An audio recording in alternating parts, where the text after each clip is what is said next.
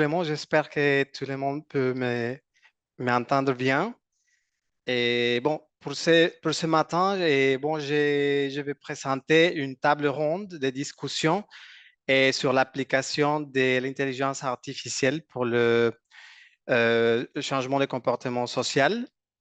Et aujourd'hui, on a des panélistes qui vont parler précisément sur ça. Mais bon, j'ai lu un message. Bon, la table ronde n'est pas prête encore. Alors, bon, on va attendre un petit peu et on va attendre un petit peu les participants et ensuite je vais les présenter. Donc, merci beaucoup.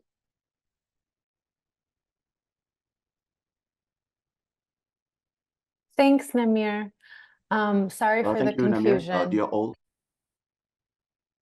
Are you, Jean-Luc, is your audio okay? Yes, my audio is okay. So I was just trying to translate what Namir said. The panelists are not ready at the moment for the session that we're going to have. I'm Jean-Luc, the facilitator for today, and I'm with Namir from Senegal.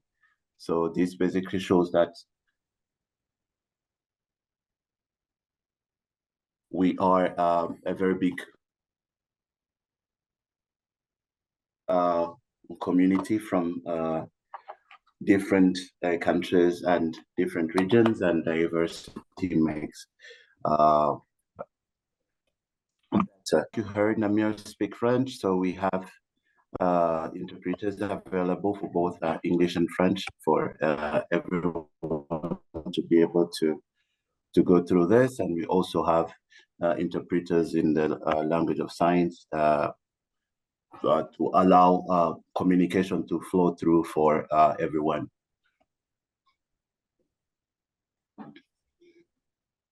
So just like you can see on your screens, if you're looking for interpretation, so you can click on the icon interpretation, and you can basically get to choose the language that you feel comfortable with, be it English or French. Thank you, Jean-Luc. Just so everyone is aware, we are recording the session and we do plan to also post the presentation. So please visit the ASSBC website. I put the link to our YouTube channel so you could see day 0 or the pre-summit recording, and yesterday's recording is already online. So those are available. We'll share the link again. Just so you know, you're all in listener mode. We ask that you add, questions to the Q&A and also introduce yourselves as you have been via the chat. We are going to play a brief video for you, highlighting the sponsors of the summit. And I noted, though, a question in the chat about breakout rooms today. So I did want to mention that we will, this is the main link. There will be no other links. So you are where you are supposed to be. And before the breakout rooms, we'll give instructions as to how you can self-select to join the breakout room you would like to attend. So more to come on that soon. So if you just give 1 minute, please, and I will show the next video. And then we'll hear from Kojo Loco and then our roundtable. Just want to make sure. Is my video on? It is. I love your Okay, glasses. Looking good, okay. Kojo. Thanks. Well, I can't see myself, but at least if you can see me, that's great. And so just a quick introduction of myself just before I get into the keynote speech. And it's great to be here today. My name is Kojo Loco, and I've been working in SBC for the past about 25 years, and my gray beard shows for that. I'm currently the executive director of the Challenge Initiative, which is at the William H. Gates Senior Institute at the Johns Hopkins Bloomberg School of Public Health. I also serve as a senior faculty member at the Johns Hopkins School of Public Health, and serve as the deputy director of the Institute. It's such a pleasure to join this august group here today. And I've just been going through the names, and it's just encouraging to see all those people that I've met in one way or the other. And a shout out to our folks from the Uganda chapter, Kenya chapter, Zambia, Egypt. I've seen Nigeria, I've seen Kenya, I've seen Ghana. I've seen the United States, I've seen Tanzania, I've seen Ethiopia. It's just countless. And currently we are recording about 381 people logged in now. This is just fantastic. So straight to my keynote address, and it's just probably more of a conversation. And so good day to esteemed colleagues out there, distinguished guests, and dedicated practitioners of social and behavior change across Africa and beyond. It is an honor to join you once again at this momentous summit, where we gather to share knowledge, experiences, and aspirations that shape our field. I think this particular summit is pivotal as it demonstrates the strides that this society has made in championing the cause of SBC, especially in Africa. Our continent is rich with diversity, culture, and innovation, and it is imperative that we harness its strengths to create impactful and sustainable change. I have followed with keen interest the evolution of the country chapters, and it warms my heart to see the enthusiasm out there. To the countries that do not have chapters, please get down to it quickly. You're missing out. We can exchange ideas, etc., at the regional level, continental or global levels, but nothing beats doing it within our own context, right in your backyard. Homegrown learning and adaptation are key, and so let's grow the country chapters. Engage in regular capacity building activities, attend workshops locally, and participate in organized fora. Encourage cross-disciplinary collaborations to bring in new perspectives to the work that you're doing. Importantly, foster a culture of curiosity within your teams, where questioning the status quo is welcome and that new ideas are actively explored. It is then only that we can stay on top of our game.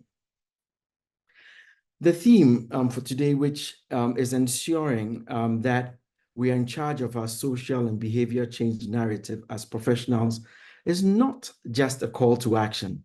It is a declaration of our collective commitment to guiding the evolution of our practice with integrity, innovation, and impact.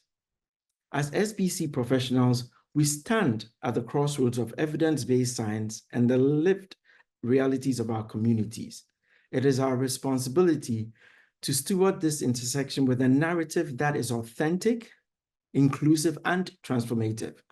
This whole idea of the African Society for Social Behavior Change was conceived with a bold vision of not only bringing together SBC practitioners to advance the field, but also to fuel the engine of taking charge of our narrative. And so kudos to really the founders of it and those that are really helping making it grow. So by creating and growing this society and getting this level of participation, and checking at the bottom of my screen now, we have about 410 people logged in. By just creating and growing this society and getting this level of participation, we have today really made giant strides in taking charge of our narrative. But let's take a moment to reflect on our journey. Over the past decades, SBC initiatives have played a crucial role in addressing public health challenges, promoting educational outcomes, advancing gender equality, and fostering sustainable development across the continent. From grassroots campaigns to national policies, our efforts have empowered individuals and communities to make informed choices that improve their well-being. Consider the strides made in combating HIV/AIDS and the success in maternal and child health, even including family planning, and even look at malaria, where behavior change has been instrumental These successes are testament to the power of SBC and our capacity to drive positive change. So as we look at some of these successes, as I talked about, and as we celebrate these achievements, we must also confront the challenges that threaten to undermine our progress. The landscape of SBC is rapidly evolving. It's influenced by technological advancements, shifting political, sociopolitical dynamics, and the increasing complexity of global challenges such as climate change and pandemics. Misinformation and disinformation spread rapidly, often outpacing our own efforts to promote accurate and evidence-based information. I remember one time in my country hearing someone saying that there is nothing, and by the way, I'm from Ghana, someone was saying that there is nothing worse than a cocktail of illiteracy mixed with internet and radio airwaves for a person and having a platform to be able to do so. I'll leave you to elaborate on this further in your mind. But really, that mixture of lack of knowledge mixed with the platform of internet and radio airwaves in our communities really challenge even the work that we do. So the rise of social media and digital platforms present both opportunities and obstacles, requiring us to be agile, strategic in our approaches. Moreover, the diversity of our continent means that one-size-fits-all solutions are inadequate. We must tailor our strategies to the unique cultural, economic, and social context of each community. In the light of these challenges, how do we ensure that we, as SBC professionals, are in charge of the narrative? Generally, we are great storytellers when it comes to using SBC strategies to bring about expected change. However, we are not as great storytellers when it comes to elevating the role and the importance of science, the science and practice of SBC. So if we don't tell our story, no one will do it for us. We should package and tell the stories of our impactful approaches at the local, national, regional, and global levels. As I thought through the strategies that will help us take charge of the SBC narrative as the theme goes, there were a lot of thoughts that came to mind. However, in the interest of time, just allow me to highlight a few here. So I'd like us to look at the importance of strengthening our evidence base. And I'm sure we've been hearing it over and over again during presentations in this summit. Rigorous research and data collection are the cornerstones of effective SBC. We must invest in robust methodologies that capture the nuances of human behavior and the impact of our interventions. So by grounding our work in solid evidence, we enhance our credibility and influence. And the second, I would say, is we need to enhance our professional capacity. And I can't overemphasize that and the importance to really dig our heads into the material and also continuing to learn. So continuous professional development is critical, it's essential. I have listened to a few of the presentations at this summit, and they have been great. However, I feel we still can take it a notch higher. And I really do challenge all of us that have made presentations and posters, etc. Let's see how we can take this a notch higher, bringing about the construct, bringing about the frameworks, the sciences, and then the practical experiences out there. We must equip ourselves with the latest knowledge and skills in behavior science, communication strategies, and technological tools. I'm happy to see a great involvement and the focus on youth at this summit. And on day 0, it was just amazing. And kudos to the youth. It is the right thing to do. And I applaud the organizers for bringing the youth in a big way. The youth out here, you are our future. But again, to you, be hungry for knowledge. Engage the existing constructs. However, do not just swallow whole what you come across. Analyze and build evidence around the current approaches and channels that dictate our success in our industry. Write papers and share your experiences and the evidence generated. Develop new constructs, that will challenge and add to what we know today. The third thing I'd like to draw attention to is the importance of championing local voices. Our narratives must be inclusive and reflective of the communities we serve. So by prioritizing local knowledge and involving community members in the design and implementation of SBC initiatives, we ensure that our interventions are culturally resonant and sustainable. Local voices are the heartbeat of our initiatives. They bring authenticity, relevance, and sustainability. Engage communities in the planning, implementation, and evaluation of programs. And I'm sure you've heard that over and over again, but allow me to repeat that. Respect and incorporate indigenous knowledge and practices. Promote local leadership and capacity to build and promote local capacity building to ensure ownership and continuity. True change is community driven, and you can't run away from it. And our role is to facilitate and support, not dictate. It is important to counteract also the dominance of Western or other cultural narratives in our work within the continent. Promote African stories, solutions, and successes. Highlight local innovations and leadership. Advocate for research and publications that reflect African contexts and experiences. So by elevating our voices, we reshape global perceptions and assert our agency. The fourth thing I'd like to mention by way of a strategy to get on top of our game and in terms of dictating the strategy is obviously leveraging technology, but wisely. So while technology offers avenues for engagement, and we're going to hear a lot about it, and I'm happy to see that we have the AY segment following this, we must, whilst we are taking advantage of new technology, we must use it judiciously. Digital tools should complement, not replace, the normal or the traditional ways of face-to-face interactions. We must also be vigilant in combating misinformation and ensuring that our digital content is accessible as well as trustworthy. The fifth and last but one thing that I'd like to draw attention to is advocating for policy integration. So colleagues, to scale up or to scale our impact, social and behavior change must be integrated into national and regional policies. We need to advocate for the inclusion of behavior change strategies in broader development agendas, demonstrating their value in achieving development goals.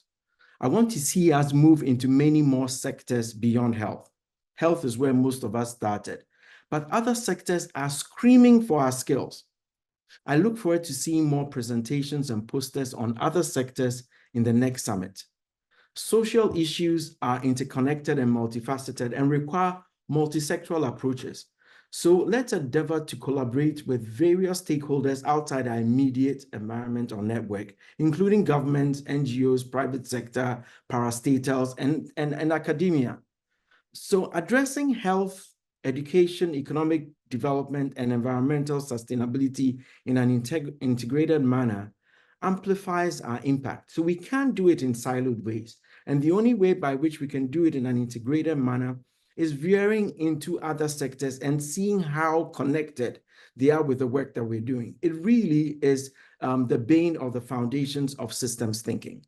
So collective action fosters shared responsibility and maximizes resources. So maybe, I do challenge the organizers of the summit that maybe in our next summit, we should look at how we can intentionally permeate other sectors outside the usual ones. And I throw ourselves a challenge. Climate is screaming out loudly. So the last strategy that will help us in this area of controlling our narrative is advocating for improved funding and robust evaluation. One can't say it louder. Sustainable change requires adequate funding and strong systems for evaluation. And I've mentioned about evaluation on top there. I'd like to find out, I didn't really see any names of donors that I know amongst the list as I was scanning through. Do we have donors in our midst today? How about government partners, our private sector partners? I mean, we really should have them sit around the table. We should step up our advocacy for increased attention from governments, private sector, philanthropists, international donors, and partners who carry purses. Let's emphasize the importance of long-term commitments rather than short-term projects. Okay, so develop robust monitoring and evaluation frameworks to measure impact that can support our resource mobilization efforts. Colleagues, we need resources to control the narrative. So in conclusion, the path to transformative and social behavior change in Africa lies in embracing innovation, empowering youth, leveraging artificial intelligence responsibly, promoting local ownership, and fostering multi-sectoral collaborations. So by doing so, we can create sustainable, ethical, and impactful change that truly reflects the aspirations and potential of our continent.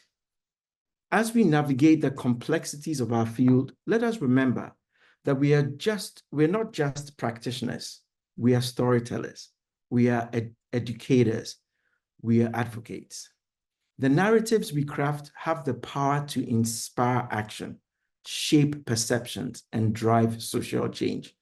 In taking charge of the SBC narrative, we must be bold, we must be innovative, and unwavering in our commitment to ethical practice. Together, we can amplify our collective voice, ensuring that the stories we tell and the changes we champion reflect the aspirations and realities of the people we serve.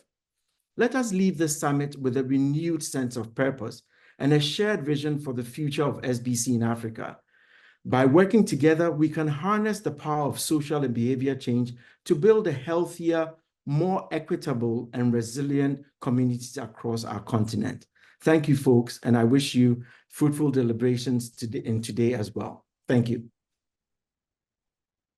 Bon, merci beaucoup à Kojo Loco pour ces mots très, très encourageants et pour nous rappeler notre rôle en tant que facilitateur pour le changement de comportement, et pour l'utilisation de ces outils, pour travailler avec les communautés pour faire ces co-constructions de ces réalités.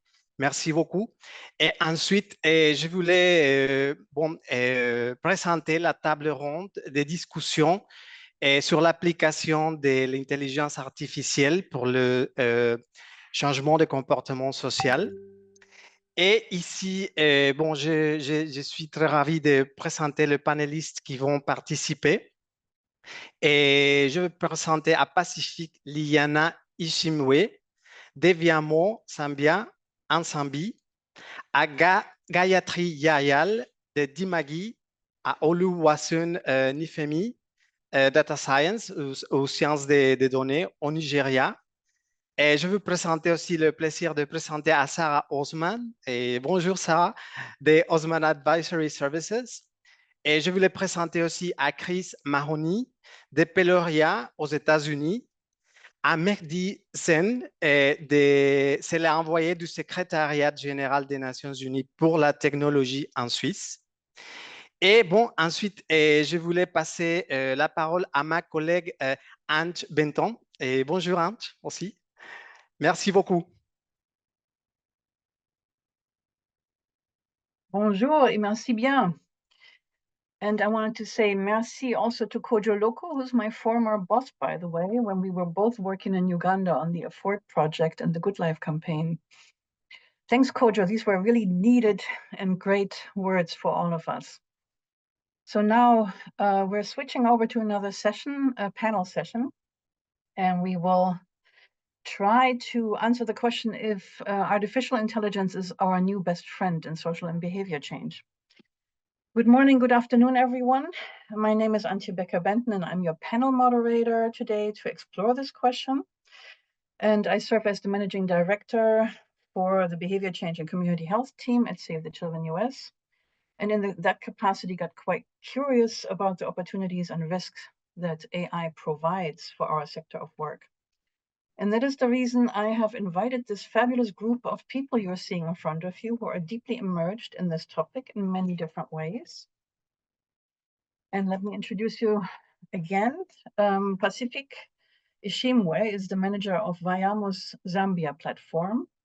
Pacificus also manages the voice-based Ask Viamo Anything, the AVA prototype, which is powered by OpenAI and provides access to Zambian women who can't use the internet or have a smartphone. And she will talk about that more. Sheun Nifemi is a lead data scientist and Artiba certified AI engineer and manages the technical delivery team at Data Science Nigeria, which is a leading local organization in this field. Currently, she's working on a generative AI-enabled chatbot to facilitate positive sexual reproductive health behavior through contraceptive use and continuation. Next, you see Sarah Osman, who's the founder of Osman Advisory Services. She is an applied and behavioral scientist who works with a number of NGOs. She is a specialist in the application of behavioral science to intervention design. Her interest in Gen AI includes the potential of designing specialized AI assistants and improving the way that we apply science to designing projects. And today she also speaks on behalf of the SBC and AI working group of the Merle Tech Initiative, which she will talk more about and tell you how you can sign up yourself. Mehdi Snen is next. He is dedicated to bringing the worlds of science, technology, and development to foster applications of AI. And he's the senior advisor on artificial intelligence for the UN Secretary General's Envoy on Technology. He focuses on utilizing responsible AI to drive evidence-based policymaking and foster the advancement of the Sustainable Development Goals. Below you see Gayatri Jajal. She is the Director of Consumer Innovations at Dimagi. And she has helped build Dimagi's chatbot portfolio, focusing on creative, innovative chatbot engagement techniques. And she will speak more about how to identify, create, and deploy AI-based chatbots for SPC programs using Dimagi's new platform, the Open Chat Studio, which is something you can use yourself. And last but not least, there's a picture of Chris Mahoney, who is the CEO and co-founder of Peloria AI, a DC-based public benefit corporation, employing social science-informed data science to forecast, explain, and advise on social risks. He's doing a lot more than that, but you can tell that yourself. You know, in the questions, he's also working for the World Bank, but that will all be way too long for this quick introduction. So next slide, please. Here's our quick session outline. In order to answer the question, is AI our new best friend? We will dive first into a brief intro to artificial intelligence for SPC. We will then elaborate on the place of AI in the SPC design process. We will show how to democratize access to AI applications. And explain how using AI capacity to predict social phenomena. And then last rounded off with ethical and research questions around AI and SPC applications to then come to Q&A. I would like to encourage you while the presenters are on to kind of already add your questions into the chat so that when they're done presenting, they can respond directly. I think that's the, time-wise, the most practical way of doing it. And then we'll try to have questions and answers at the end. And with that introduction, I'm handing over to Sarah.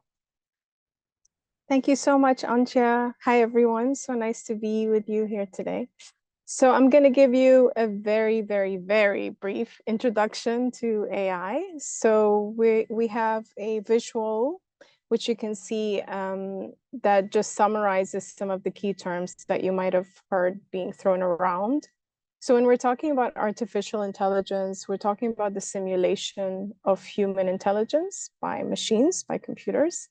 And within that overall term of artificial intelligence, you will have also heard machine learning, which is about how AI enables tools to learn and improve from experience. And within that, there's even another area called deep learning. And then the green area, you'll see natural language processing, and that's what I want to zoom into a little bit. So you'll hear us talking about NLP and Gen AI interchangeably. It's not precisely correct anymore, but that's kind of you could say that they're almost synonymous at that point. Next slide, please. So what can GenAI tools do? So some of you might have been playing around with ChatGPT or with Gemini, Claude, and lately they have enhanced their capacity quite a lot. So last year, at the end of last year, it was mostly text generation, but now they very easily can generate audio and video, and they're increasingly becoming good at code generation as well. And what's really neat now is that you can also speak to GenAI tools through these various modalities as well. So you can input audio or video and have the AI tool interact with you through those modalities as well. Next slide, please.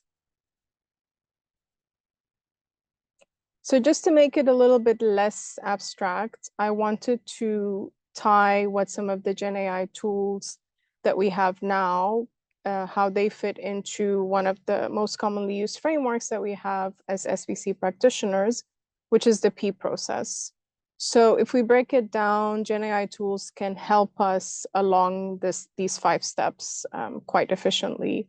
So at the inquiry stage, we can definitely use GenAI tools for research, for data synthesis, for code generation, or even helping us design data collection tools. At the second stage, at the strategy design stage, and this is where my biggest interest lies actually, is helping us to identify suitable frameworks, theory selection, and technique selection. And since recently, OpenAI has made it possible for people without a Plus account to access some of the GPTs that have been available on the store. So I'm going to put in the chat a GPT that I built that's specifically designed for SBC practitioners, and that's supposed to help you to identify evidence-based techniques. So just go ahead and create a free account and you can play around with it. So moving on to the creation and testing phase, which I also find very exciting, we can use GenAI tools for co-designing prototypes with communities, which Kojo has told us we definitely need to pay more attention to that. And if you think about it, we could really get into the imagination of communities that we work with on how they would like to see different prototypes that we might want to produce for an SBC project. It can also help us generate tailored designs and messages for various audiences. And it can even help us simulate how different audiences might respond to messages that we design. Moving on, it can, of course, help us to tailor infinite numbers of comms messages, and it can also help us to develop monitoring plans. And at the evaluation stage, we are back again at mostly it would be around data synthesis and code generation, but I'm sure there's also other use cases. So this is not a definitive list, it's just an idea, a snapshot of some of the use cases that are possible. Thank you. Back to you, Antje. Thanks very much, Sarah. And now we're moving on to hear from Shiun Nifemi with an application she's using SBC models for, and that will be quite interesting, I think, for us SBC practitioners. Over to you, Shiun. Oh, thanks, Anjay, and thanks, Sarah, also.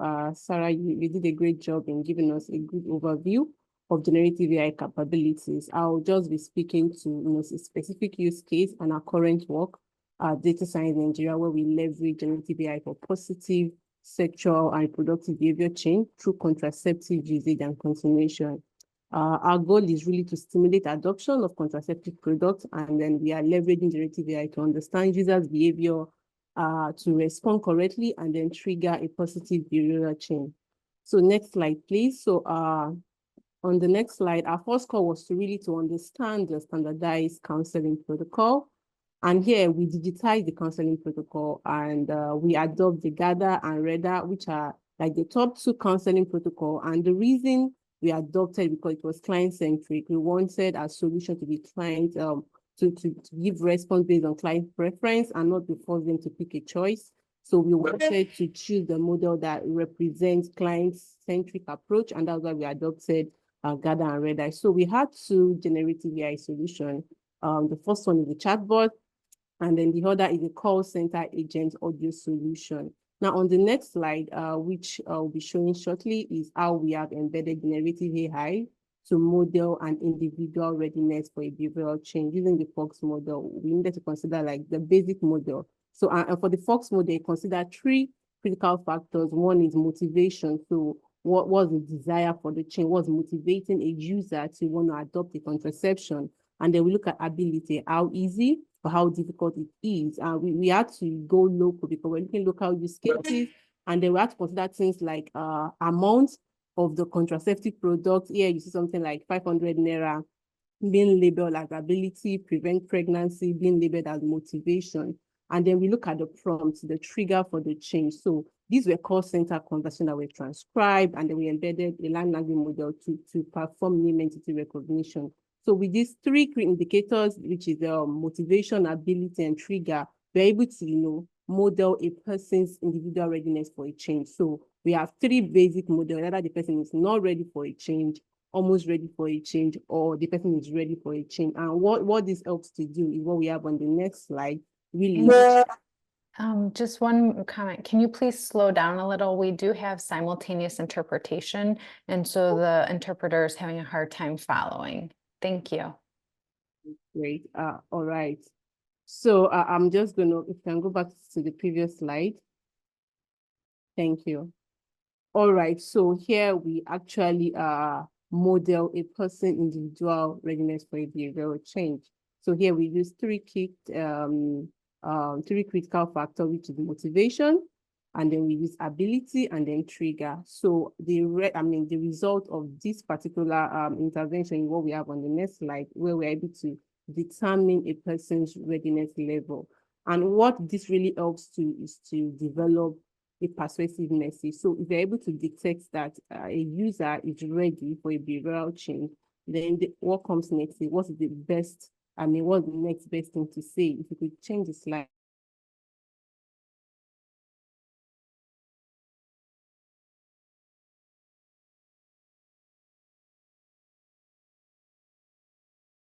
Shion, are you frozen by Next me? slide. Good. Okay. No, please go back to the slide because you were frozen for a second. My slide is not changing. Yeah. You may have to speak to this one again because you were frozen for a sec. Maybe just repeat this one and then go ahead. Okay. Can you hear me now?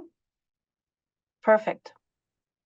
All right. Okay. So here we're able to develop the most persuasive message to trigger a behavioral change, or we call it the next best thing to say. So here on the slide, we have one of the solutions with the chatbot. And for this chatbot, you are able to type. We gathered lots of localized slang. How do people talk about their sexual behavior? In Nigeria, most people won't call condom.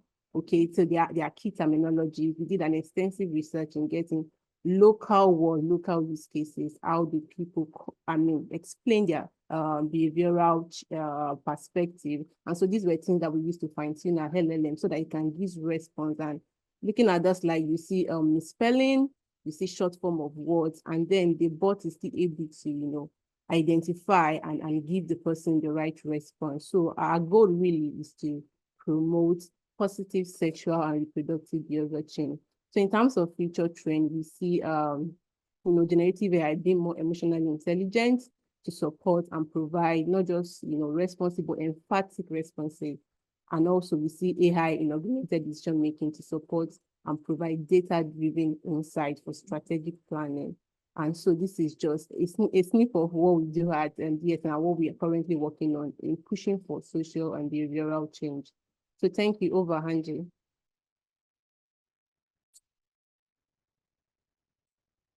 And thank you, Shion. I'm sure there is many questions in the chat already, which maybe you can answer directly. And I see Sarah is also active. Fabulous. Please ask questions. Next slide, please. We are now switching over to the next topic. I had talked about how to democratize access to AI applications. And what you're seeing here is a map of the still very large digital divide. So digital access is not distributed equally at all. In blue are the countries with 90 to 100% access, no surprise there. But then in yellow, with half of that, 50 to 59%. And then on the continent, on the African continent, we have quite a few countries in yellow, but then also those in dark brown and even black, which signifies 0 to 9% access. What is important to note, and Sarah reminded me of that, is that the map is not just about the technical infrastructures of having cable, but also about the prohibitive cost of data. So again, digital divide, not just issue of infrastructure, but an issue of equitable access. And we have two speakers here who are working on applications to increase all people's access to AI applications. And over to you, Pacific, who, by the way, educated me that it's not Viamo, as I've been saying the entire time, but Viamo, like via mobile. Can't believe I mispronounced it for so long. Over to you, Pacific.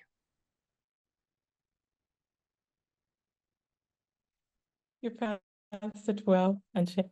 Next slide, please.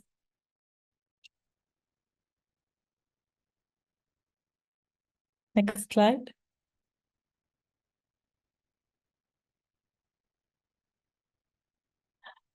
All right. Thank you so much. And I'm really excited to be talking to you about Viamo, which is really short for Via Mobile. So Viamo is basically an organization that deals with voice-based technology, or IVR. Originally, or what we have across the continent in Africa and also in Asia, is something that's IVR. And you might have used IVR before, that's interactive voice responses. If you've called a call center in the past, or you've called the bank, you might have gotten number buttons and pressed number buttons to hear a pre-recorded voice message. And that is version 1 of the Viamo platform, where users across Africa are able to call into the Viamo platform and listen to pre-recorded messages, basically on social behavioral change topics that range from health, financial literacy, agriculture, and things like that. Version 2 is a digital assistant, and we think of it as something that has limited opportunities. Next slide, please.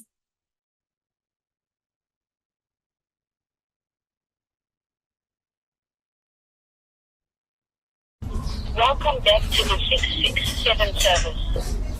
To try out the 667 Ask Me Anything feature, press 1. You can ask me anything and I will do my best to answer. What would you like to ask? What drugs can somebody take to treat malaria? How does one deal with severe depression? Where can we buy tomato fertilizer in Zambia? So how can I start up a business in Zambia? Where can I get a small business loan in Zambia? What is climate change? Thank you for your question. Please wait for a minute while I find an answer for you. The most ideal time to grow tomatoes is during the cooler months of the year, which occurs between May and August.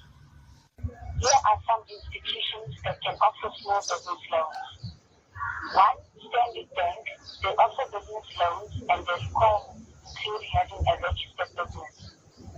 2. ProCredit Bank. They specialize in small and mid-sized enterprises. Several stores around Zambia stock agricultural inputs like fertilizer. Some of these include Agritech Expo Zambia in Kisamba, Intiti Inputs Zambia Limited in Lusaka, and Nitrogen Chemicals of Zambia in Kafue. Setting up a business in Zambia involves several steps. Here are the first 3 key steps. 1. Registration. This includes registering your business name with the Patents and Companies Registration Agency, PACRA, and obtaining your unique identification number.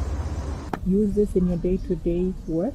Yes, I would, because it's easier than typing. You just get to ask. Okay, I would use it to research on things I'm not clear about. Yes.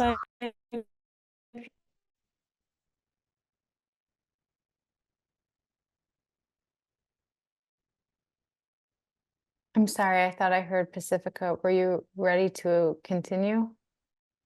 I think it's a connection issue. Pacific, are you Oh. okay?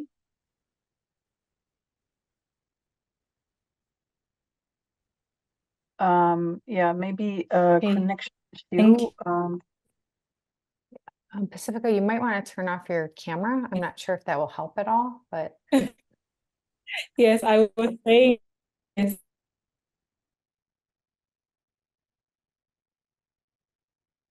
Pacific, can you continue?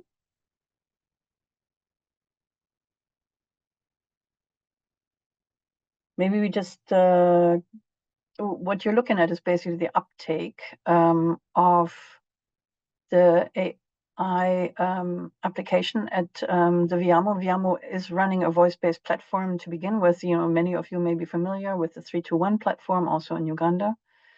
And they've added basically Pacific, are you back? Maybe turn your Yes, video off. yeah, Yeah, and I'm continue. back. Yeah. Okay, thank you so much. Sorry about that. So I wanted to give us a snippet of what that looks like and what that has looked like in Zambia when we've piloted it. And just what you can see here is a breakdown of successful users by gender. And what you see here is that they are, more female users at 59% compared to male users. And then you also see like more younger users, who we would consider youth using it compared to like older people. And then when you look at the location breakdown, if you're in Zambia, you would notice that this is being used mostly by people in the rural areas compared to people in urban areas. Next slide, please.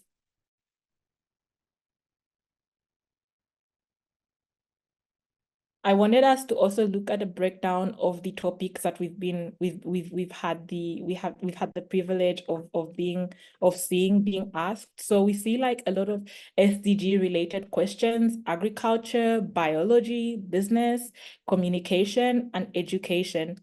All this to say, we are giving an opportunity to users who generally wouldn't have access to the internet to ask questions that they wouldn't generally be able to ask, which is something that we take for granted, I would say.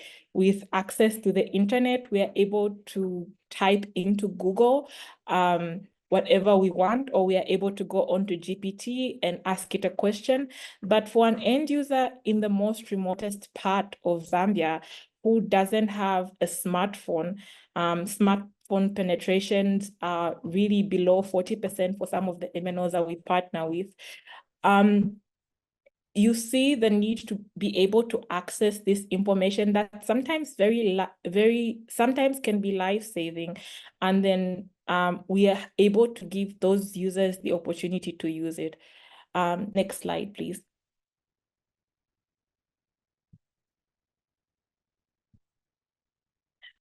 Now, in order to fully democratize the access of generative AI, we've learned that language technology is critical for development. Some of the numbers at the very top of this, you see that in Nigeria, we have over 3 million users on the Viamo platform that speak Hausa, or over 100,000 users that speak Tonga. In Asia, 13,000 users that speak Bhojpuri and, Punjabi, over 10,000 users. Unfortunately, because of the way that generative AI comes about, or how language models come about, we need language data to be able to create models in local languages to further make it so the users that do not speak English, cannot understand English, are able to utilize these tools that help in both, access to very critical life-changing information, but also social behavioral change topics. So we are exploring, and we're very excited to be partnering with a lot of partners that are looking into seeing how we can further make it so that Ask Viamo Anything better known as AVA, is accessible in many local languages. It has been a bit of a challenge because that data simply does not exist on the internet. Users who speak these languages typically haven't recorded themselves or put themselves on platforms on the internet for us to be able to generate audios in those languages. And so we've been working with a lot of partners to see if, we can go around and have them recorded or things like that. And so we are really, really exploring how we can further democratize access to generative AI. Next slide, please. Thank you. Thank you so much. And we look forward to partnering with you. Please reach out to us on the website, on the email there. Thank you. Great. Thanks again, Pacifica. Maybe put the website also in the chat and your contact. And I think Vayamo is also looking for curated content, to talk about the correctness of information and have access to that as well. So now we're heading over to Gayatri Yajal, showing us how Dimagi's Open Chat Studio works and also democratizes access to AI. Over to you, Gayatri. Thanks so much, and it's great to be here. So I'll get started by saying, a couple of things. I think we've heard a lot about AI from these great presentations. One thing that I wanted to start with is that, like Sarah said, AI can mean many different things, right? All the way from ChatGPT to very dangerous robots or something, right? Like AI can cross that whole spectrum. The AI that I'll be talking about here is one particular kind of AI, which is the same as generative AI, which is large language models. So the big companies that I'm sure you've heard of, like OpenAI, Anthropic, all of these companies, what do they make? They make large language models. So on the left-hand side here, you see a large language model, and there are many, right? So OpenAI has them. So if you hear GPT-4, you may have heard OpenAI has a new model, GPT-4o. You've heard of Claude by Anthropic. Meta have their own models. Google have models too. And so these large language models, they are essentially models that are trained on all of the internet. So, or at least large portions of the internet. So for example, books or journalism or newspaper articles or videos or songs, these models are trained on all of that. So you can think of it as a very large brain that has much of the internet, that has been trained on much of the internet. And so ChatGPT is a chatbot, really, and it's powered by these models. So without these models, we would not have ChatGPT as we have it now. And so at Dimagi, the question that we asked was, a couple of years ago, right before ChatGPT launched, we had gotten a very large family planning project using chatbots for behavior change, for sexual and reproductive health that we're implementing via the Gates Foundation with two partners, one in East Africa, one in West Africa, who you may have heard of. They may even be on this call, Shujaz in East Africa and Rais in West Africa. And so as soon as we kind of got that project, ChatGPT launched. And so our question was, you have ChatGPT. ChatGPT is great, but ChatGPT is not contextualized to the context in which we work. And ChatGPT will not have kind of tailored answers for people in specific contexts. Also, ChatGPT may not necessarily work well in local languages, for example, Chichewa in Malawi or Shona in Zimbabwe. So our question is, can we use models to make chatbots ourselves? So you have ChatGPT as one chatbot, and then our question is, can you make lots of other chatbots using the same large language model? And so that led us to create Open Chat Studio with support from the Gates Foundation Family Planning Investment. And so basically how this works is on ChatGPT, you can pick different models. So you can pick from OpenAI's models, you can pick from Anthropic's models. In the future, we hope to have open source models, which will be much more cost effective and hopefully work better in local languages. And so a user, and they don't need to be an engineer. I am not an engineer. They don't need to have, expertise in AI. I don't, other than working on these tools. And so, really what you need is your programmatic expertise as social and behavioral program managers and leads. And so you can go onto this platform, you can pick which model you want to use. Maybe you want to use OpenAI's model, maybe you want to do something else, and you can give instructions to that model. So you can say, you are a social and behavior change chatbot for, and your purpose is to encourage people to take their medicines for TB, or your purpose is to encourage the uptake of contraception. And then you can specify how the chatbot should do that. So one thing I'll say is that maybe we can think about two types of chatbots. One is like the ChatGPT kind of chatbot where you ask a question and the chatbot responds. At the Maggie, our belief is that those chatbots are valuable. They have a place. We make them. However, making chatbot-led interaction. So having a chatbot that leads a user through a specific interaction to, meet a behavior change objective, that's our goal. So our chatbots are much more kind of proactive. And on Open Chat Studio, many of our partner organizations, they make chatbots that are kind of proactive. And so the chatbot takes the user through like a story or a game or a quiz for social and behavior change purposes. And then people can deploy those chatbots on multiple channels like WhatsApp or Facebook Messenger, things like that. So no one needs to have a ChatGPT account.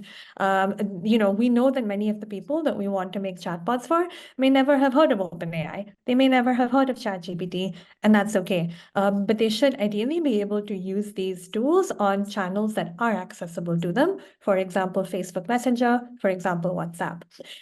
Next slide, please. And so at the Maggie, you can think about kind of three broad areas or categories of chatbots that we're making in large part for social and behavior change. One is chatbots for individuals, one is chatbots for frontline workers, and one is chatbots for the global health sector. Next slide, please. So this is one example of a chatbot to understand the barriers that women face to the uptake of micronutrient supplements. So the goal of this chatbot is first to understand why someone may not be taking their supplements. So on the right-hand side, and I apologize, the text is quite small, is a chatbot that we made using a large language model. I think it was OpenAI's GPT-4. And then here you can see the interaction where the chatbot says, hi, I'm from the Maggie. Can you chat for a few minutes? And the user says, sure, like if you're fast, but I'm on a bus. And so the chatbot replies, okay, I won't take much of your time. I just wanted to understand, are you taking your supplements? Why not? And then they kind of have a conversation about it. Why? Because, a chatbot that kind of purely tells someone to take supplements, is probably not going to be as effective as a chatbot that, attempts to understand someone's barriers to taking supplements. Next slide, please.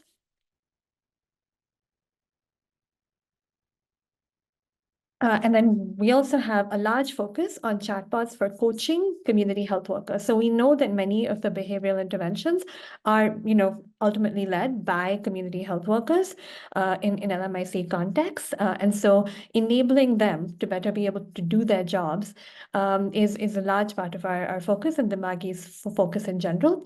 And so this is just one example of kind of many FLW chatbots that we're making, and it's a vaccine coach. So here, the Maggie has a large project in Malawi. that we run. And so over there, we have community health volunteers who have enrolled in one of our campaigns. Their goal is to make house visits or to make home visits in order to counsel parents on child vaccines. And so here we have this kind of check-in chatbot that debriefs with the FLW after she's done with her visit. So it asks her, how did it go? What did you say? Was there any vaccine hesitancy expressed? How did you respond? And then as the chatbot goes along, asking the user these questions, it's also coaching her on motivational interviewing techniques. And so that's another way to think about working in social and behavioral change into real-time interventions. Next slide, please. So just to quickly recap, we have this platform.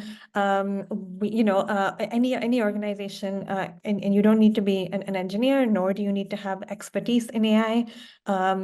Really, what you need is your programmatic expertise, and of course, everyone on this call has that. And so you can make your own chatbots, and then you can also deploy them on channels like WhatsApp, Facebook Messenger, and others. The platform is not available for public signups. So below you can see 2 email addresses. You can email either of them or both of them. I'll drop them in the chat as well. If you'd like an account, and one thing that we're able to do is that for a short amount of time, like say a month, we also enable access to other features that allows you to quickly test and deploy these chatbots on your own with small groups of users. So do please get in touch. It would be great to be able to work with you on chatbot ideas that you have for social and behavior change. And I'll hand over back. Yeah, thanks. Thank you. Thank you very much, Gayatri.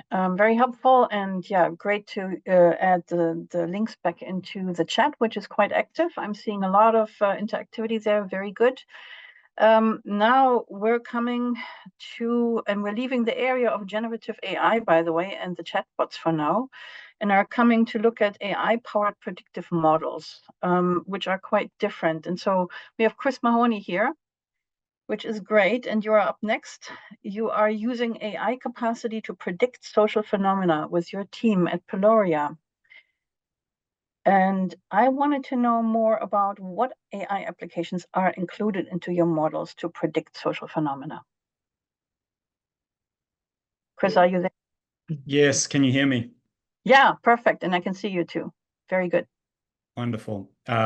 First, thank you to the organizers for the opportunity, to Angie for bringing this group together. It's a pleasure and a privilege to be alongside everybody and speak about these important topics. And I was able to join for part of the previous keynote speaker, and I think he put out some challenges. He talked much about what needs to be done, but perhaps didn't go quite to the how, right? And when he spoke to the importance of context specific knowledge, information, to inform AI-powered models, that's precisely what gets us excited at Peloria, because our mission is to drive evidence-based approaches to inclusive, just, and resilient, inclusive, just, and sustainable societies,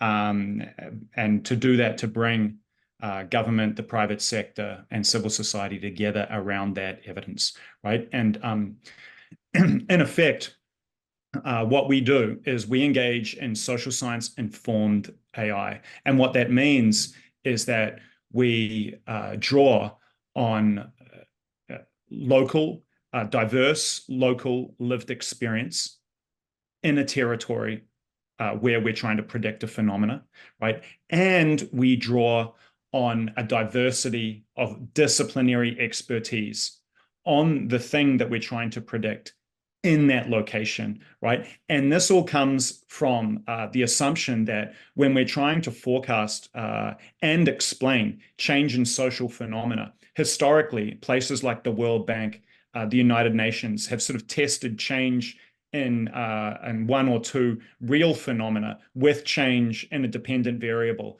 right? And of course, as we know, human behavior is informed not just by reality, but by perceptions of it. And so into our models, we ingest data representing change in the built world, the social world, and the natural world, as well as online language metadata about all of those things, right? And so it's that that information ecosystem, whether it's people's direct interactions with other people, or it's the online and print and radio information ecosystem that they're exposed to, that actually informs their view of what is going on around them, and what and their behavior in response to it.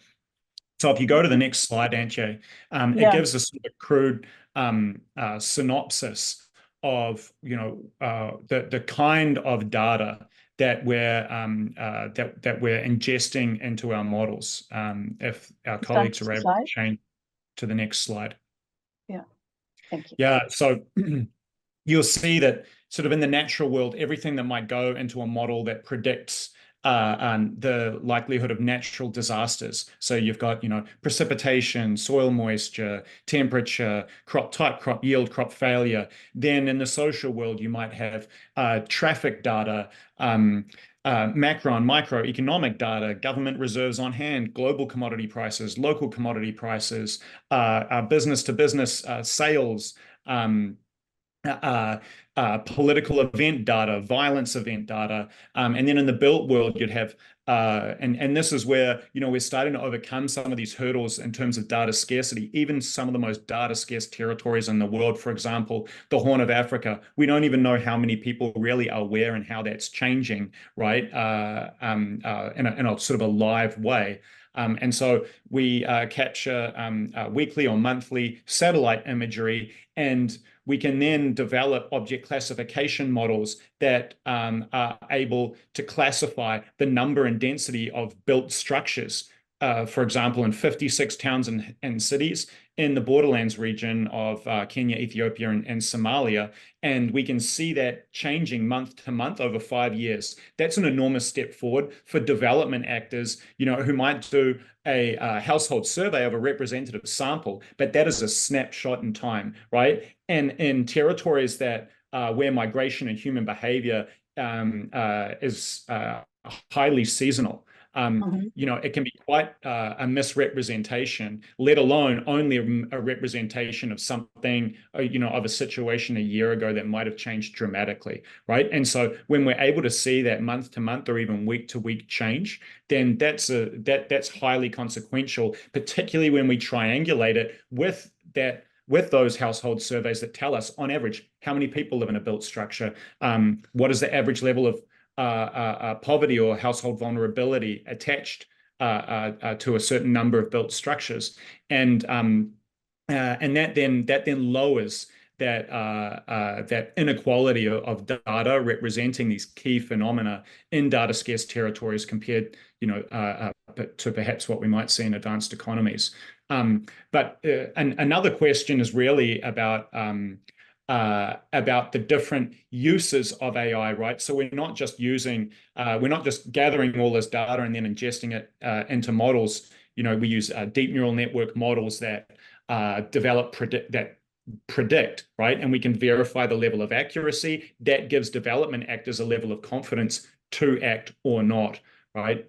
But we also engage in what we call integrated gradient and ablation analysis. So that tells us of all this universe of change in both different dimensions of reality and language perceptions of it, which factors are most associated with change, right? And that then allows development and humanitarian actors to be much more precise about what they do, at what time of day, what they do, where, when, with what collaborators, and even how they communicate about it, so that precision can be targeted at the greatest, at the most impactful activities, at the most vulnerable populations, to obviously increase levels of impact.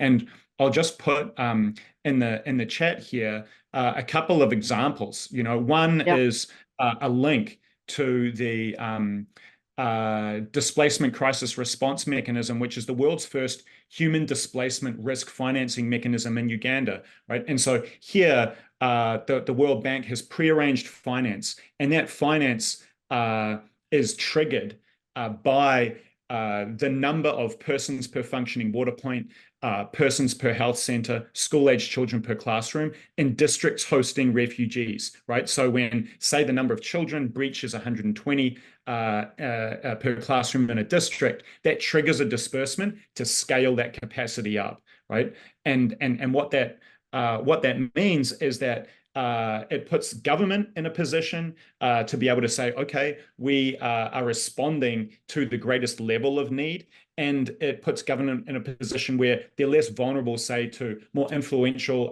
politicians sort of focusing government resources on their districts, right? And it drives government legitimacy because they can point to this metric. Now what we're doing is we're also exploring the capacity to predict like daily refugee flows into Uganda from both South Sudan and DRC, right? And what that means is that we can trigger a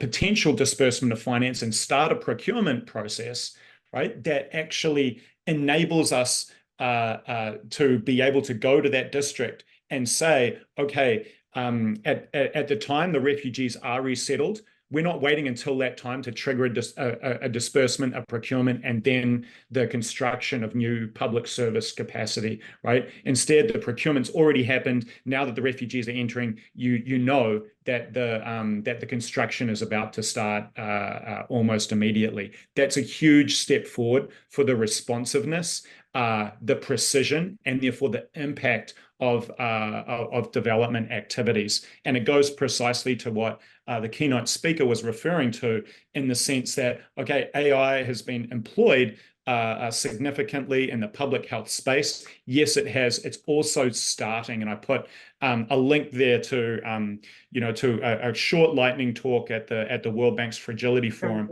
where we spoke about some of these World Bank applications.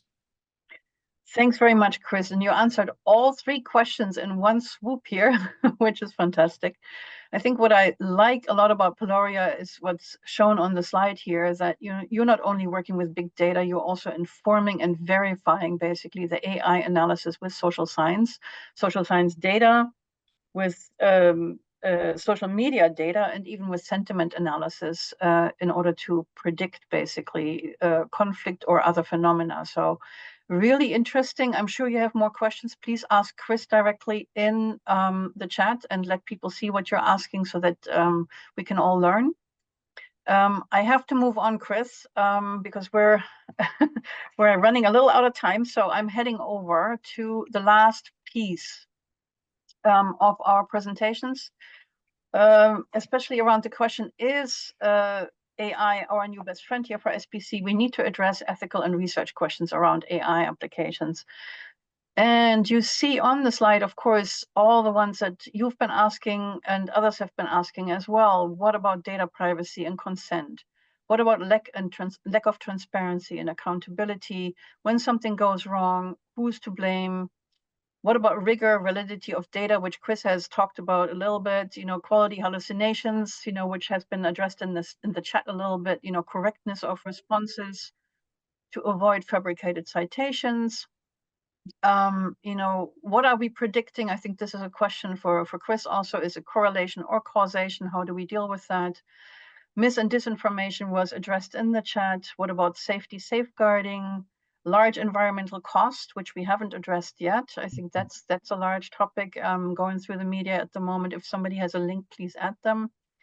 What about exclusion, exploitation, job loss? These are also questions that move people around. And for all of that, we have another expert, Mehdi. You're up next, Mehdi Snen, who is currently working as part of the UN Secretary General's Envoy on Technology and works on global guidance to address many of these issues. Mehdi, are you there? Oh, 1 minute, please. I see I missed giving permission, I think, to one of the logins. Yeah, Sorry about that. Not a problem. And maybe because of time issues, I may not ask so much, why is global governance needed? I think we all know that it is important, but maybe if you can hear me, maybe talk about the challenges a little bit, of such a large project. Can you go back? Yeah, thank you. And then we can kind of try to come to answers a little closer to SBC. Over to you, Mehdi. Thank you so much. And thanks for all of you for this excellent session. As you said, I'm working in the Secretariat of the SG High Level Advisory Board on AI, and we are looking at this large multilateral governance mechanism that should be enabled, or we are looking into, should we intervene, should we create this multilateral governance models? The technical problem is literally what we call it in the foresight space, Colin-Wright dilemma, which is where you have the technology that is not mature enough to be governed, but at the same time, if you let it go, then it will be big enough to where you cannot anymore put any governance models on the top of it. And that problem gives us put us in the situation where the governance model itself should evolve, especially when it comes to the ethical issues. And then in such rapidly evolving landscape where the AI is changing mainly on a daily basis, the governance framework within the UN, where we are thinking, is shifting from a very rigid perspective mechanism that we used to have for other digital means to a more robust framework to enable the trust and cooperation among the multilateral aspects and with the international AI communities.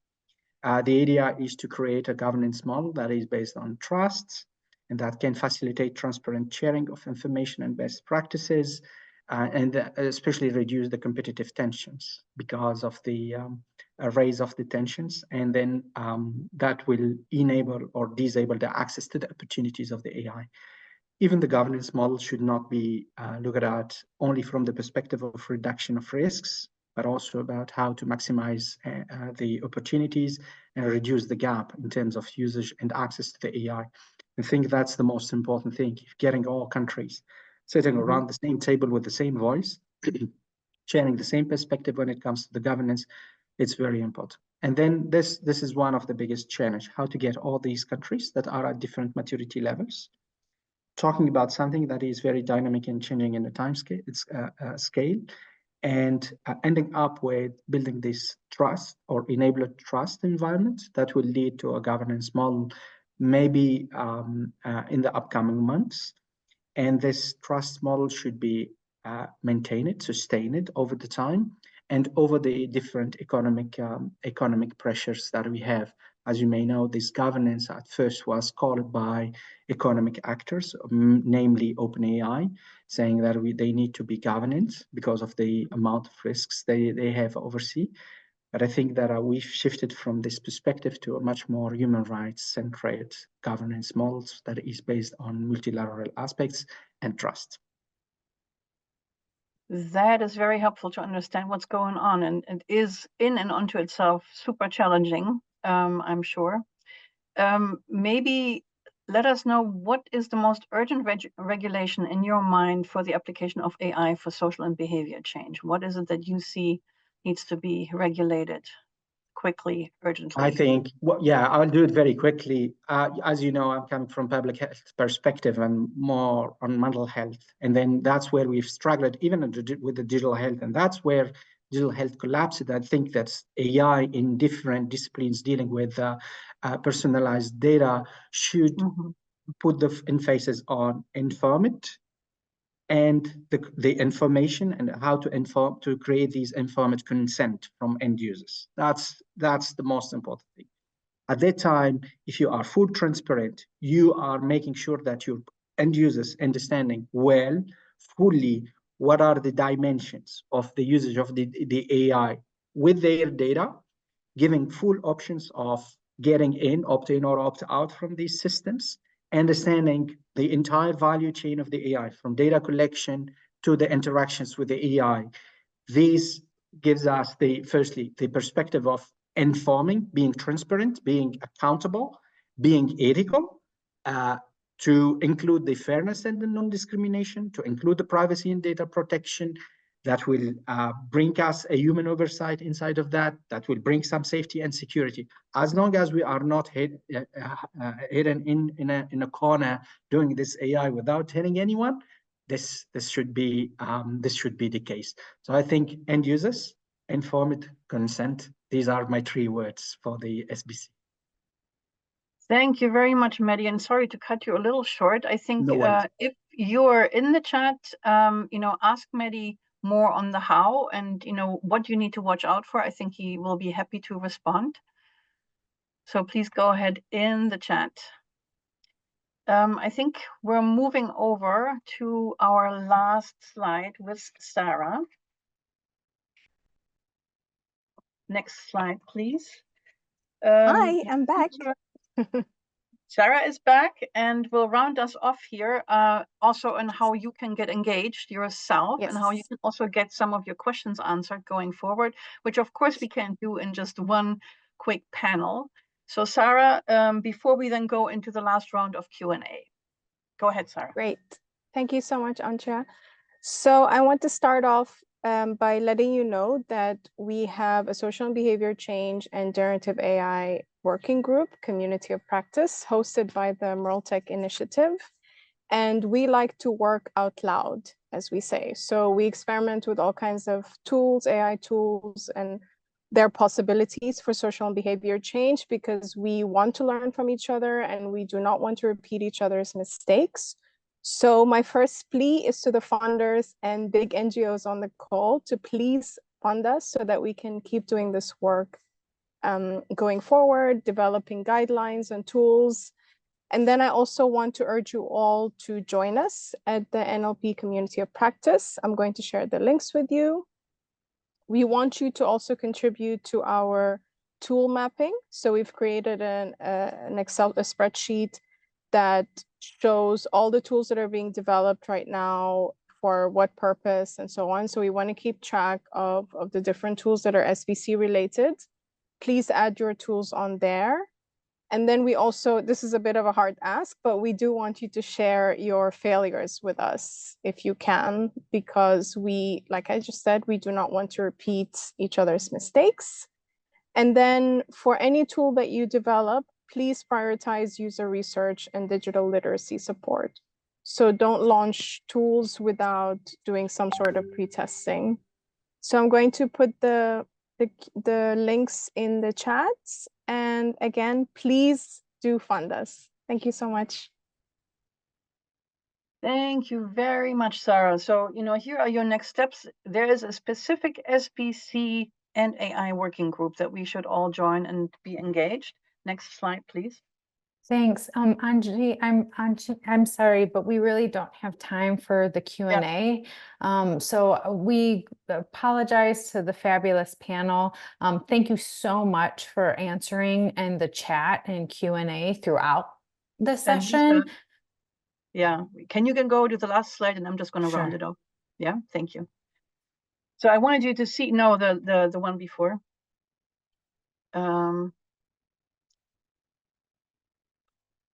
Just to round it out, we ran out of time. We were over time already with Kojo, so we're going to hurry up. Thanks very much for sharing your time with us. We hope this session has been instrumental to generate more questions and answers.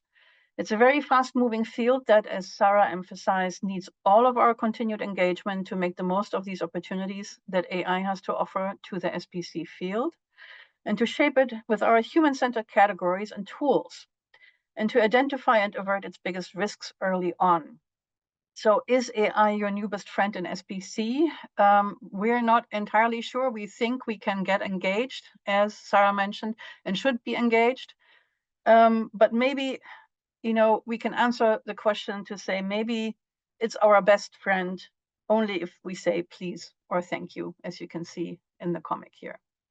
All right. And Mehdi has data about that, by the way. That if you say please and thank you on your chatbots, they work better. So we'll send those to you if you ask us. Thanks very much. Here are our contacts. Back to you, Lisa, and thanks for your patience.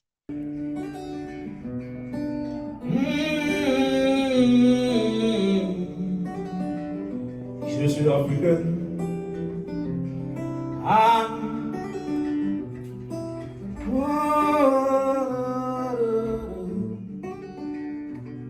from Africa, yeah.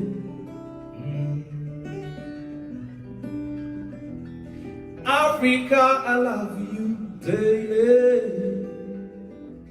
My home, I think about you every day. Africa, I love you daily. My home, I think about you every day. You're so beautiful, Mama Land. Fat, glorious, sweet Africa. You're so beautiful, Mama Land. Fat, glorious, sweet Africa. Flora and fauna is delicate, the oil and gold is tempting. Flora and fauna is delicate, the oil and gold is tempting. Rise up, Africa, oh, I love you, viva Africa, I love you. Rise up, Africa, hey, I love you, viva Africa, I love you.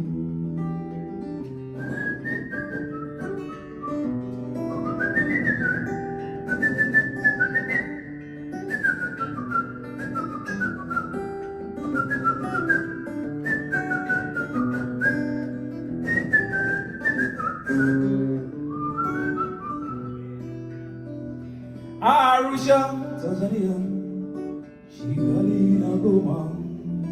Welcome to Africa. Standing up your pyramid, shining bright like a diamond. Standing up your pyramid, shining bright like a diamond. The Nile flows so deep. Oh, Mama, the flies low. The Nile flows so deep, the sun is always up. There is no place like Africa. Welcome to Africa. Rise up, Africa. Hey, I love you. Viva Africa, oh, I love you, viva Africa, oh, I love you, rise up, Africa, oh, I love you, Senegal, Dakar, Africa, oh, I love you, Mama Komali, Africa, I love you, Kigali, Rwanda, Africa, I love you. Kinshasa, Congo, Africa. Oh, I love you. Good evening, everybody. Bonsoir tout le monde. My name is Joe Sabunjo from. For those who've just joined, we're in the breakout rooms. We're about 20 to 25 minutes behind schedule. In this breakout room session, there are the different tracks. They have about 11 minutes remaining. Rooms 1 and 2 are about integrated behavior science. Rooms 3 to 7 are about community engagement. Room 8 and 9 are digital, and room 10 are some presentations that unfortunately they weren't able to make yesterday in the breakout session. So if you would like to move to one of those rooms, you may. Otherwise, if you're here for the next sessions, we hope that we will be starting those, if I do 10 minutes, that's by 11:45, 11:50, which is 6:45 or 6:50 Ugandan time. We will just close out the current 10 breakout rooms and reopen 3 so that you can go to any of the next sessions, which are The room 1 will have the subject matter expert buzz session. Room 2 will have the private sector panel by FHI 360, and room 3 will have the panel session by Global Alliance. Those will each be about an hour, and then we will get ready to wrap up. So we're just playing some music in this plenary space while you wait for kind of next steps within the agenda. Uganda. Depending where you are in the world, it could be morning, it could be an evening, it could be a night. Welcome to the African Summit for Social and Behavior Change tonight. We're glad to be here with my brother Habib Kwate from Mali. Enjoy the evening. We love you. And we stand with Africa. We stand in solidarity of everybody from Africa and globally. Africa is one. Thank you.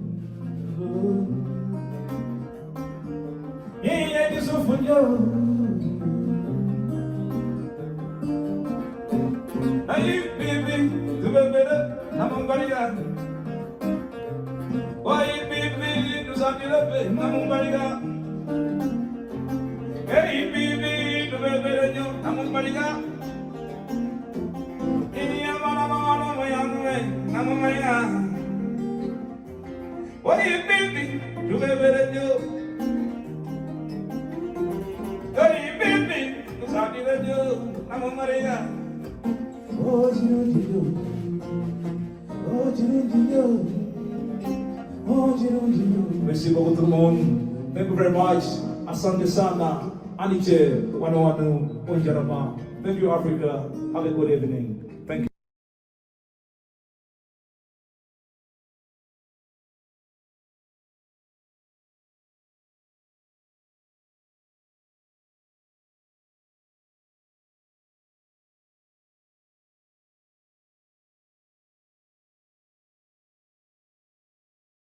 you.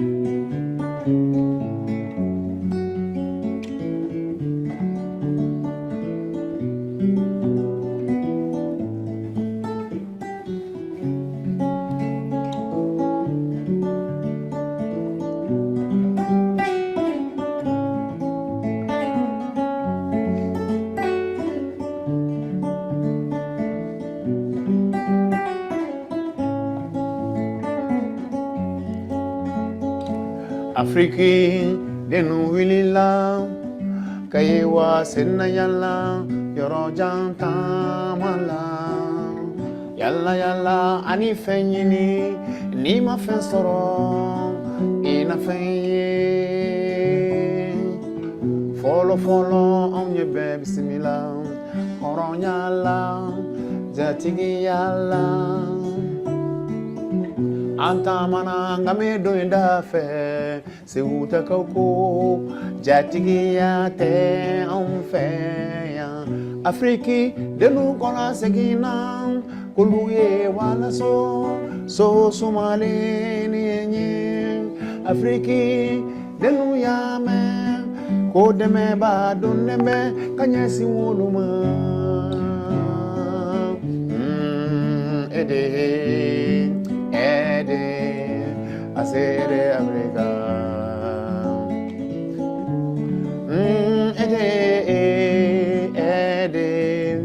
asere Africa pauvreté destination Africa corruption destination Africa gouvernance ensablée d'Africa les guerres et génocide d'Africa. United Nations aussi a décidé dans son programme de développer Africa, diminuer sa pauvreté, diminuer sa pandémie de sida, diminuer le décès de ses enfants, diminuer tout ce qu'elle doit, toi, maman. Africa.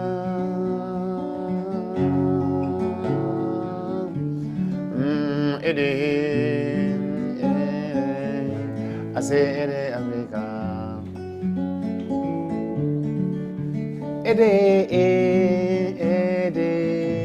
I say Africa.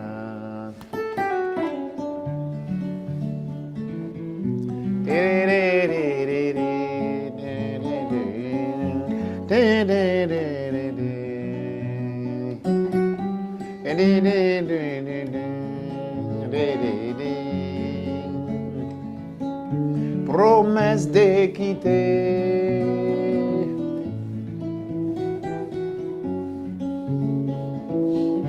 solidarité.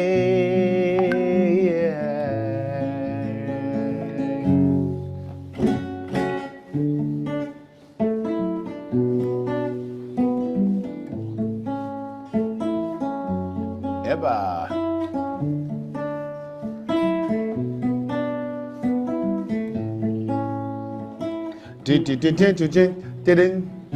L'illusion c'est faux.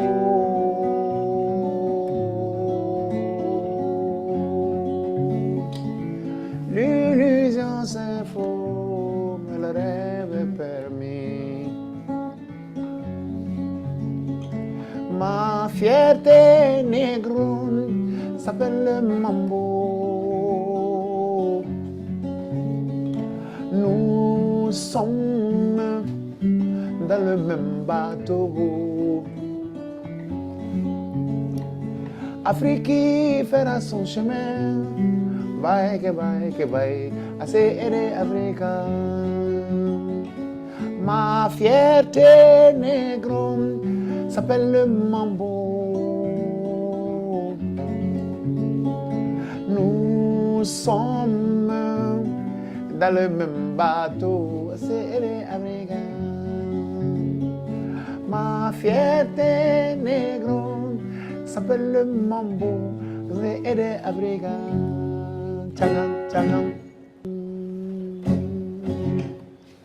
Bonsoir à tous. Nous, les griots du Mandé, on dit bonsoir et on dit bonne nuit. Le matin, on ne fonctionne pas bien, on ne chante pas bien le matin. Donc, bonsoir à vous tous, où que vous soyez, bonsoir.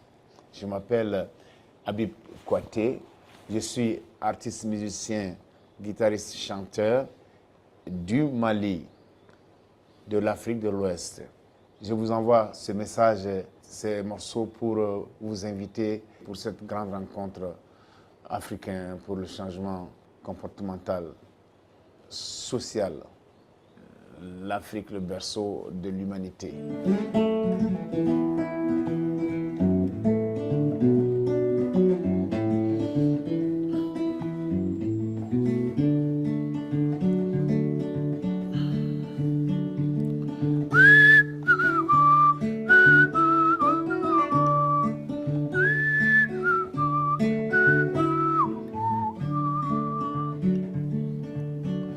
Tijani nikomi mbakie bi dunka gelene ma ala je ki degi senkele tamala c'était John Cité Sinindon.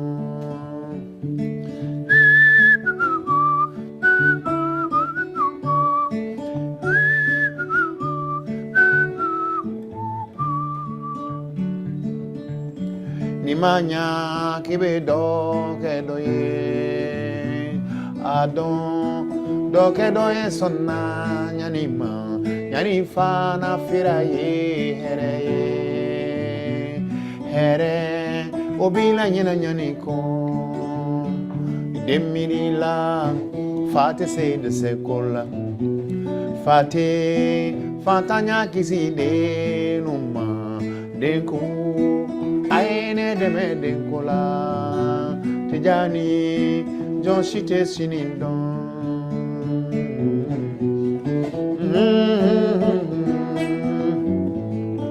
Ni mami ko bi ngolo hindimina ni sefa mugante sibiri ni te la fu misiri masile saraba derila serabadala ni se tumoye ona gadoma jigiya ye ni wariku chebe kanya ni doye.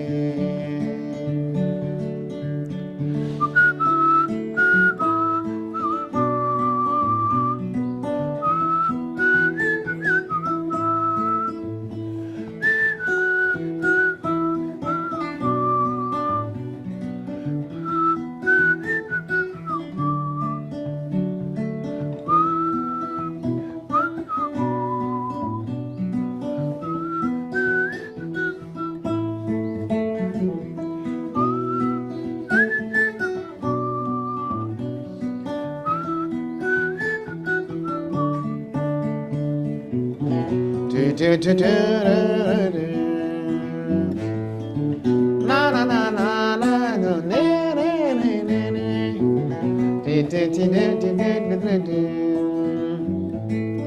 ni mami ba fe kake jonye dunia ika jarabi warilla.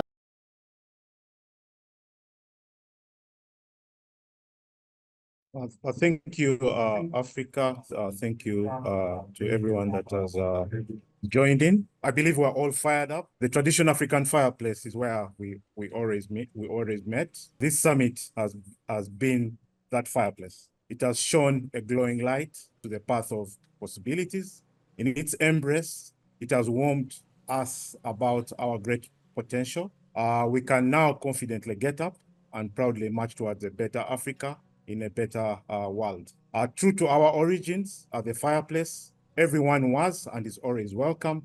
The place where we learned about our yesterday, accounted for our today, and drew inspiration for tomorrow. The birthplace of new ideas, where all voices tell all kinds of stories, the very fabric that holds our esteemed values, cherished identity tightly. By daring to go virtual, we all came together, we spoke, we listened, we shared, we warmed up to the smiles online and at the watch parties. We did all this together with the whole world at the African fireplace. In the spirit of Ubuntu, I would like to thank all the countries that participated, both in Africa and across the entire globe. I would like to thank our sponsors for the fuel that they gave us to ensure that we have a successful summit. Particularly, I'd like to thank the organizing committee, which was led by Professor Debayo and Elizabeth, and all the committee members for the work put in, for the sleepless nights. Asante sana. We also had coordinators for the various countries. Again, a big hand clap to everyone. Thank you for all the hard work. Thank you for believing in the dream, and thank you for making this reality. I cannot forget the abstract reviewers who went through hundreds of abstracts to ensure that we have a successful summit, but also build a body of knowledge that we can all learn from moving forward. From the fireplace, there are many takeaways that many of you might have individual level or organizational level, but this is what we're able to pick as the organizing committee. There is a consensus, standardize the standards. We heard from the UNICEF experiences. We had the FHI blueprint launched. Again, all these were learnings that we can now pick from, standardize the field of SBC. We will collaborate because SBC is an ecosystem. It means we'll integrate. It means we'll work across all layers. That's another key takeaway we pick from the summit. There's also voices that are asking for SBC beyond health. How can we give a platform for those that are in education, in climate change, those have a voice, just like health has a strong voice, like we saw from the summit. ICT is here to stay. So how can we make good use of it in our programming? Today, we'll probably, many of us are probably debating, should we make AI our best friend? I think everyone has their own answer. But again, from all the abstracts that were shared about ICT, we see that it has potential to contribute to the work that we do for the betterment of humanity. The youth are vibed up. From the youth event, it was clear we needed to ensure they are learning the SBC right, but also creating opportunities for them to serve. I'm proud that all the volunteers that we've worked with, a bulk of them are youths. So a big hand clap to the youth, and we believe by giving them the opportunities, we'll ensure that our field grows stronger. Together, we say, let us listen, empower, and get it done. I'd like to conclude by saying your seat is fully booked for those of you who have been with us for the last 3 days. Come 2026, when we shall have the next summit.